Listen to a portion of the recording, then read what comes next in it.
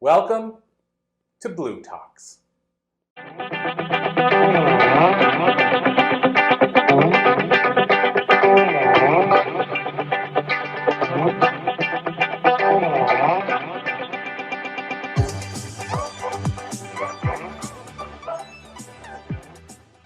All right, thank you so much for being here, and thank you so much, Corey, for this amazing opportunity. I really appreciate having the opportunity to be here.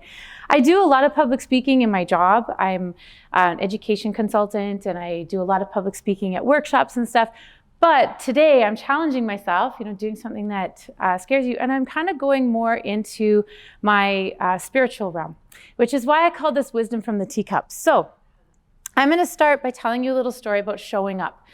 Because like she said, I believe that when we show up to our own lives, the positive, the negative, the good, the bad, the challenges, the celebrations, that's what allows us to grow and then empower others around us. So a while back, it was about 5 years ago, I guess, I was in Ontario and I went for a little hike and I walked up to this little place. It was a waterfall. This isn't the actual waterfall, but something like this. It wasn't this big magnificent. It was just a nice little brook. And as I was walking, oh, we lost our blue. We lost our B. I'll fix that. As I was walking, I was asking sort of my guides, what's next? I've been given this gift of being able to do what I call soul telepathy. I'll explain that later. I've been given this gift to help channel and help people. And I was asking, what's next? What's next? And I was actually almost feeling angry. I was kind of like, okay, I've been given this gift. Why haven't I been guided to the next step? What's next? What's next? And I was hiking as I was walking, and then I found that space, and I just sat sort of on a log, and I was watching the water and the people coming and going. And I remember seeing there was a couple, there was a family, there was a photographer, and just kind of people came and went in the space. I did notice one particular gentleman, and the only reason why I noticed him is because he looked like he might be Indigenous, and at that moment I thought, what are the Indigenous groups in Ontario? I know what they are where I live, but what are they there? And I was just kind of thinking that. Other than that, we didn't have any conversation. There was no eye contact, nothing. I just noticed him. I was noticing. I guess that's the noticing with gratitude. I guess that's where it starts from. So as I'm sitting there and, noticed him at one point, and then he disappeared at another point, and I'm sitting there and all of a sudden I hear, hey, and I look up and just across from where I was sitting on the other bank, this fellow was standing there and he said, thanks for showing up. And then he turned around and he walked away. And I was like, yeah, you too. And I kept thinking to myself, thanks for showing up. Like, what a strange thing to say to somebody. Thanks for showing up. But then I sat there and I was like, thanks for showing up. And then I started thanking myself for showing up. And I started saying, thanks, Nancy, for showing up. Oh my goodness, I'm gonna get emotional. Thanks, Nancy, for showing up, leaving an abusive relationship. Thanks, Nancy, for showing up when your son came out as trans. Thanks, Nancy, for showing up when your daughter was diagnosed with a blood disease. Thanks for showing up, in all these different situations. But then I thought, wait a minute, Nancy, thanks for showing up today, here in Ontario. Thanks for going for this hike. Thanks for showing up every morning, every day at your job, with your family, the good days, the bad days. Thanks for showing up. And I started really thinking about it. Thanks for showing up. And I thought, that's what it's about. It's about showing up. And that's when I started to actually sort of accept my gift, because up until that point, because I live in the education realm, I'm an assistant principal of a school, I'm very, in this professional realm, to say, I do soul telepathy and I channel what your own soul is trying to tell you and I read tea leaves. People will be like, oh, you're weird, right? But no, I had to show up because that's part of why I'm good at my job. That's why I'm a really good administrator. That's why I'm a really good teacher, is because I show up to those gifts and I use them all the time. So what I did for today's presentation, this B is just like showing up, but I stay, all right. We hear you, we got you, okay. So what I did today is I took a couple of, when I do tea leaves for people or when I do readings for people, it's not telling the future. What it is what is relevant at this moment in time? What is it that your own soul needs to hear for your next step in evolution? So I chose a few particular teacups that really spoke to me because I thought they were wonderful life lessons in terms of showing up. So you can challenge yourself to see the image in the cup as I'm going to explain it. So this little cup is a little guy going like this, kind of weighing, okay? And the idea is good, bad, whatever. There's a Zen proverb where it talks about, the guy finds a wild horse and everyone's like, oh, how fantastic, you got this wild horse. And then his son tries to train the wild horse and breaks his leg. And they're like, oh, how terrible for you, your son broke his leg. And the guy's always like, good, bad, whatever. And then, war breaks out because the son has a broken leg. He doesn't get conscripted to war, so good, bad, whatever. And it's a reminder that sometimes those situations that are the challenging, we're like, this is terrible, give it a little bit of time, and maybe it's not so bad. Maybe it's something that we needed to learn. I know in my own life, the most challenging, difficult times were in that moment. I'm like, this is terrible. I've always grown from that moment. Even just yesterday, I had a moment and it was like, yeah, this is really hard. But today I'm here going, let's show up. And what did I learn from that? And it's about that reframing. So good, bad, whatever, right? We don't always know. On that same topic, this one's a little harder to see, but you can see the horse at the top with the rider. That's us on our life journey, right? We're being propelled through our life journey. And all the stuff, there's a heart, there's a vacuum cleaner, there's a desk. This is all the stuff, all the things that we've been through. And the idea is that on our life journey, right? Average life expectancy now is about 80 something. So if you think about that life journey, even the really big, horrific, momentous events are a blip on that timeline.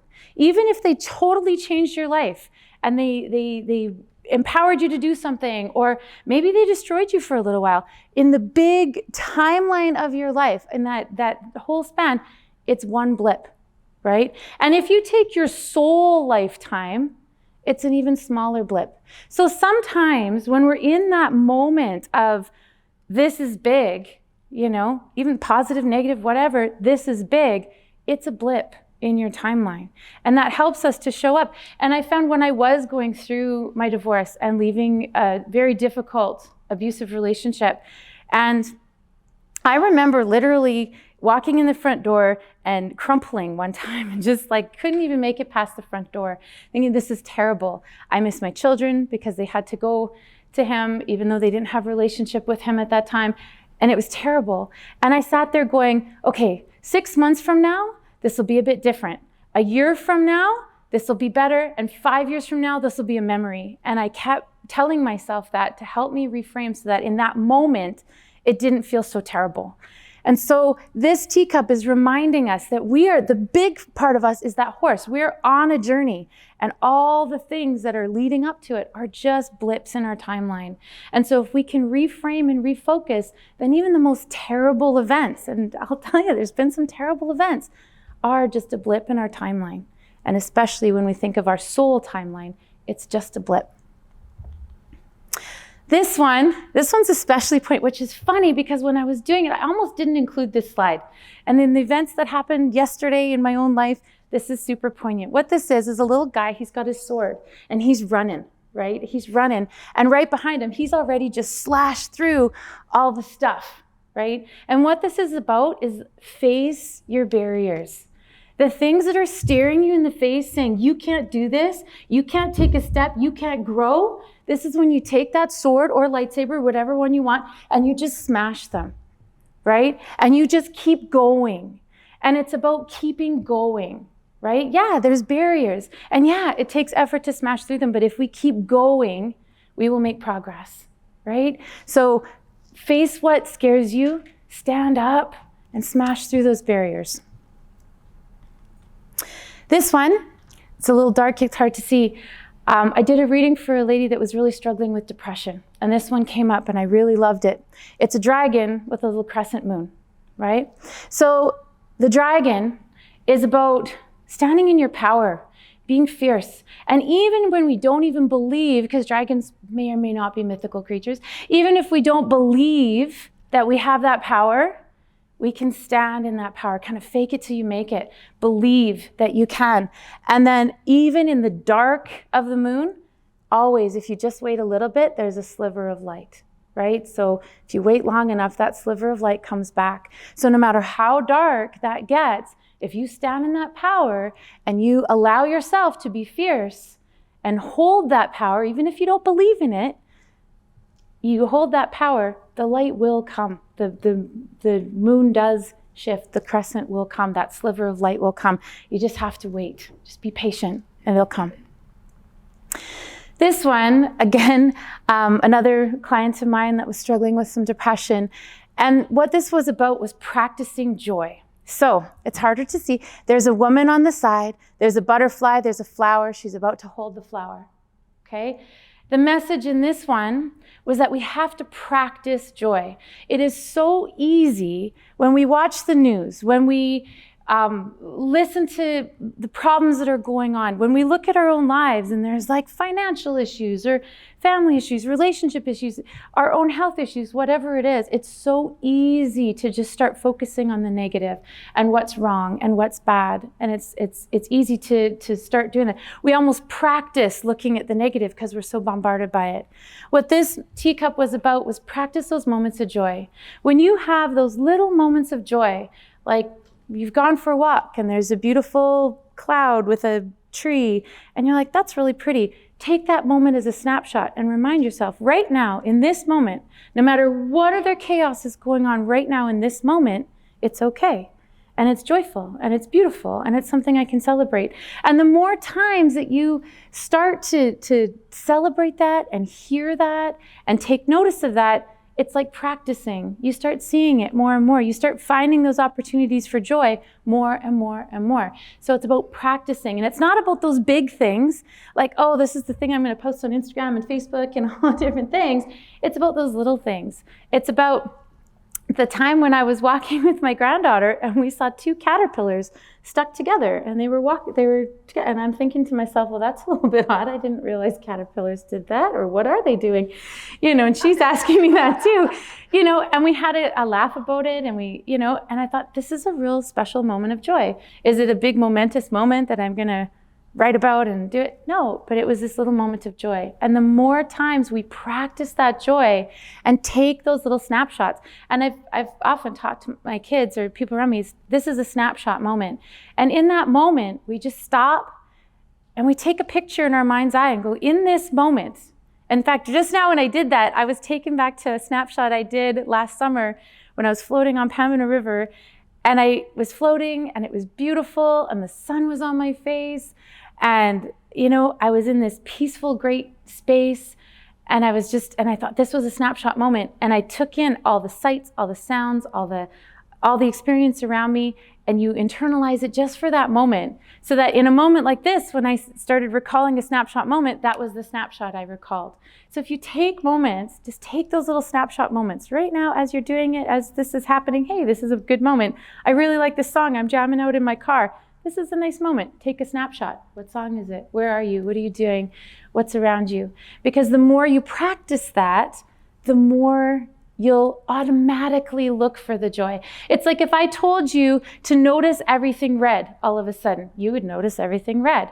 The red's always been there, but if I've told you to notice everything red, you're now noticing everything red.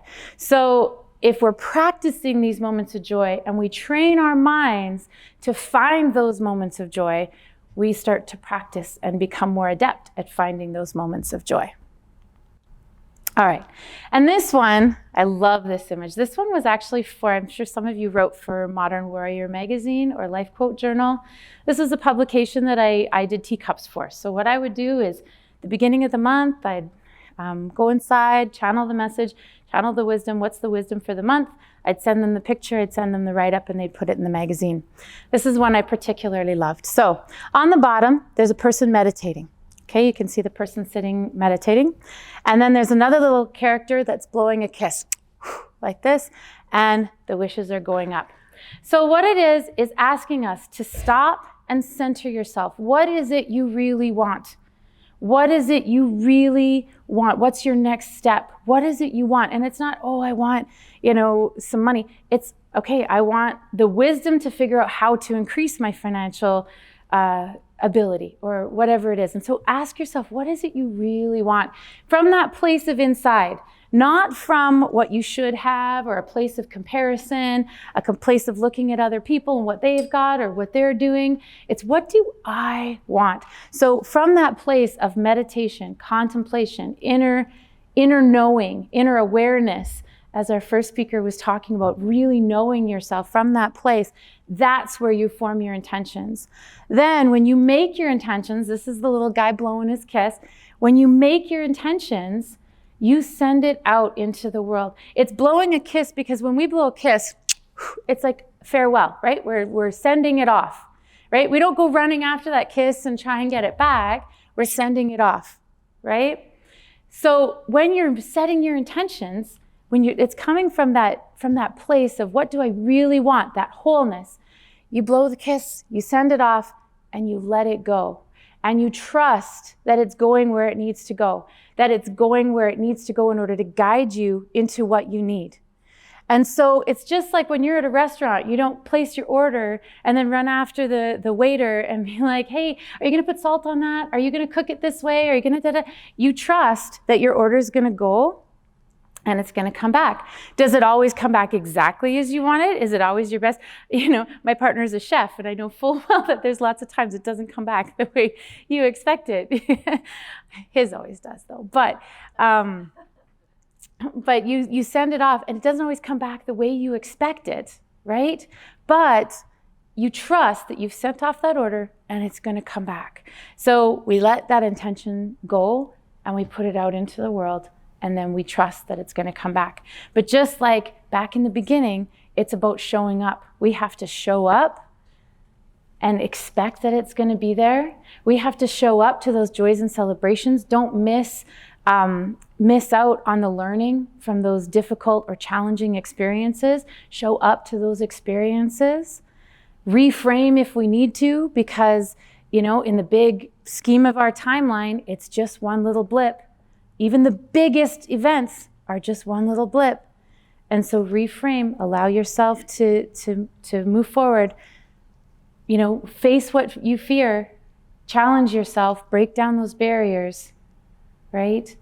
And then allow yourself to set those intentions, practice the joy, fill your life with those moments of joy, those little snapshots of joy.